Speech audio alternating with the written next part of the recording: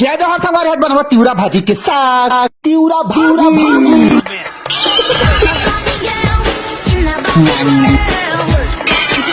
तिउरा भाजी ये लखा जी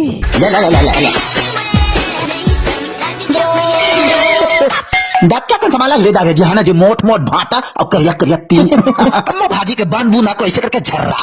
है ना जी ये कैसा नहीं पोस्टी पोस्टी है जब मोला खलार खलार के धो दागे जी है ना जी जब मोला जैसे करके कच कच काट दागे जी है ना जी गॉड फाइनली चना आ गया तिउरा भाजी खाए हैं आबार बतावा नहीं तोरी हो इसको करके भाटो सॉरी भाटा चीन दागे जी है ना जी इसको करके कुकर की भीतरी में भाजी लगा के पता लगा सीटी मारेगा तो उतार देना है जी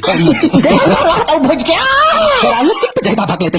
डा दिया जी जन्म फोना बुरात लका उला जहिता भागला डा दिया जी है जी बंदे सुगर गा जहिता देसे करके नुला पुरपुआ दिया जी है जी एक चिमटी हल्दी किंदार दिया जी मिर्चा नो नो भर भर आएगा बेइज्जती करके जमोला डाल के सरबेट के मन के चूरन दिया जी है जाना तो हमार समस्या ला रोटा भाजी तिउरा के दार वो रोटा भाजी तिउरा के दार अरे खाले परोसिन मजेदार वो चरोटा भाजी तिउरा के दार खाले परोसिन मजेदार वो चरोटा भाजी तिउरा के दार अरे खाले परोसिन मजेदार वो चरोटा भाजी तिउरा के दार साग बन के तैयार हो गए जी।